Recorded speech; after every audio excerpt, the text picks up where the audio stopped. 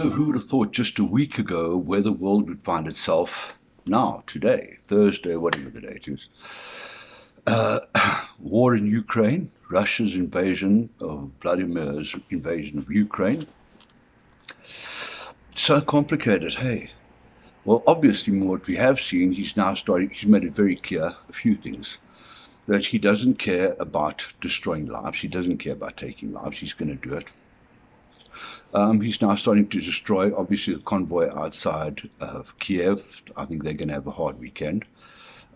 Really, that's when I think it's going to be the assault. And he's made it clear he's not going. His prisoners not the issue. Are there going to be concentration camps? That's what I'm wondering. Destruction of property. He's not destroying property. He's stopping destruction of property, which is where I think Kiev should be going, is to destroy property. But anyway. And you look, the war, you're looking the way he's going. He's said, come out and said, right. He's lost his black belt, by the way, shame. But he's come out and said, right, you want to put a nuclear on the table? I'm game. He's turned around and said, the world wants to go this way, and we start a new, if there's a third world war, we are going to go nuclear. It's going to go nuclear. And we see the United Nations got up and had their little deal, put their deal together, their little condemning, not quite condemning, what did they say?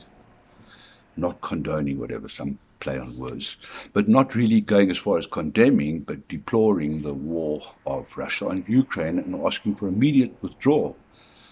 And 130 odd turned around and said, yeah, we're with you. And 5 abstained. But the amazing one is the abstentions: India, China, and South Africa.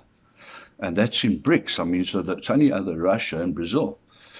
But so those abstained. So South Africa abstained. And I can imagine the president looking and saying, well, hold it, looking at the war that's going up there, who do I side with? I mean, Russia looks like it's ready to kick some serious ass. And meanwhile, NATO and, the States and everyone are turning around saying, well, don't sell them ice cream. So they're still sitting on the fence. No, we don't want to go nuclear. They don't want to go nuclear. And you look at this and you think, what is Putin's end game? How does he see this thing ending? Is he going to be happy? He comes into Ukraine, he takes it, boom, lock, stock, and barrel, okay? Puts the people in place. The people start becoming subversive because there's so much resistance. There's a lot. If you see the street protests and stuff like that, there's so much resistance. And good spirit, apparently, I suppose from their side, the Russian would be telling a different story. And he sees whatever happens, he would be imposing on Ukraine. And that would be short-lived. That from internally, that the Ukrainians coming and getting ready for revolt 10 years down the line, boom, Putin's back in the war game. The whole of the Europe and NATO and the States jumping always at his back and got some more ammo that he has destroyed the Ukraine. And you think, can that be his end game, that he's just taken this for a couple of years and then he's going to walk off and have the same shit? Does Putin look like that kind of man?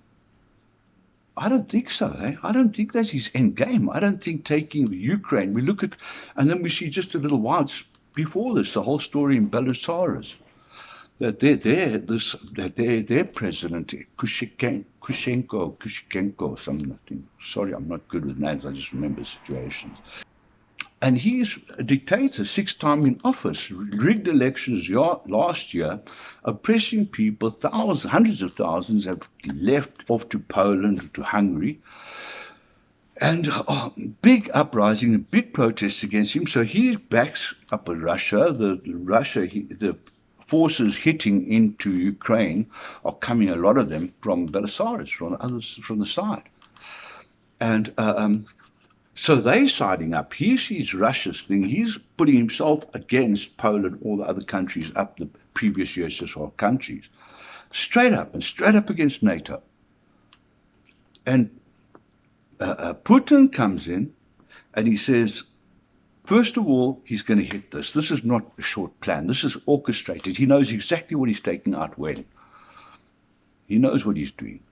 And he knows what kind of casualties and what kind of, we had before with Bush, he had the war of shock and awe and terror or something, shock and awe. And this is the same. He's going in there with the same kind of guns firing. And he said to America, I've got the big guns waiting, and I'm going to press that button if you people come. If you people come in here.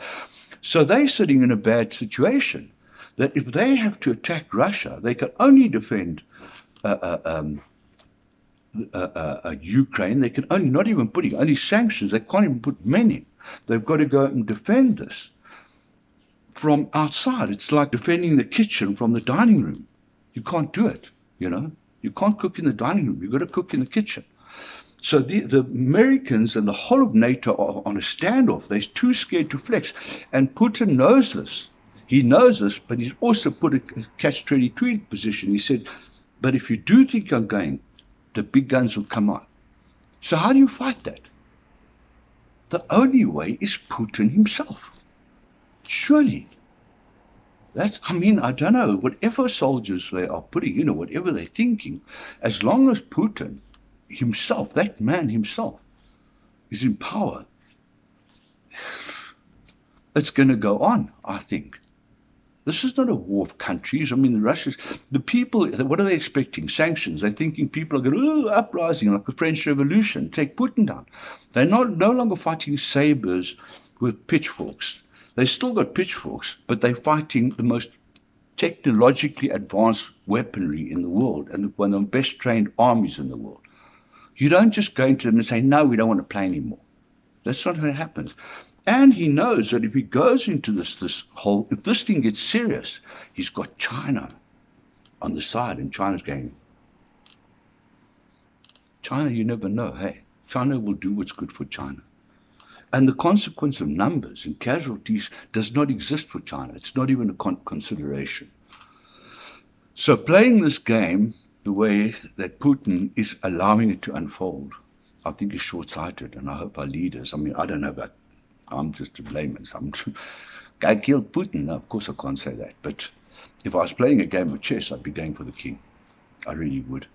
And, let's hope let's hope this thing doesn't unfold. But I think the allies, that whatever we're calling ourselves, whatever the people on the other side, whatever the people not on the side, I think this is a thing of right and wrong, this thing. It's gone beyond politics. It's gone beyond ideology. It's got into a situation. Putin wants to go down in history as the man that changed the world. And I think he has his eyes on the world. I don't know how he sees this thing cutting to pieces and being reshuffled. But I don't think it's just taking Ukraine. It cannot be just taking Ukraine. It just doesn't make sense. He would not expose himself to the shit he's going to pick up if he left the world in the same way it is now. He can't. And that's frightening. Yeah. Let's bloody hope I'm wrong. Please, God, let me be wrong. Cheers.